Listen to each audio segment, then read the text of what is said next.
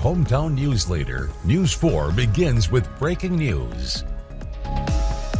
Breaking news tonight, Dothan police are conducting an investigation into an officer whose video shows they hit a woman while she was lying on the ground. News 4's Ken Curtis is live in our newsroom. So Ken, what is up with this situation? Well, Kinsley, the situation you're talking about will come to light further tomorrow when a Dothan attorney is expected to make allegations of police brutality.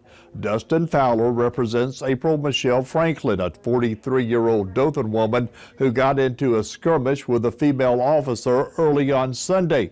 Police had to put at least 2 people into handcuffs at the Elks Lodge parking lot along East Bernyshaw Street. Video appears to show police telling Franklin, who was watching the incident, to step back. When she didn't, that female officer bolts toward her. There are about 3 seconds in the video. We can't see what's going on, but what the bystander's cell phone video does show is the officer straddling Franklin and striking her at least 5 times as other officers work to handcuff her.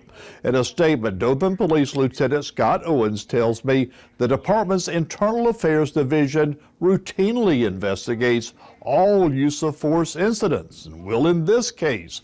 Owens also said the department is looking for other video and information that accurately portrays the events of early Sunday morning.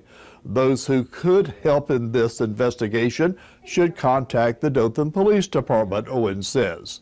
Now, Dustin Fowler, the attorney I talked about at the beginning of this report, would not tell me exactly what his plans are to pursue the Dothan Police Department and the officer, but he made it clear that he considers what happened a serious matter. Kinsley, we plan not only to cover but stream live on News 4 Plus Mr. Fowler's news conference tomorrow afternoon. A very serious matter. Certainly questions need to be answered. Ken Curtis, thank you for that report.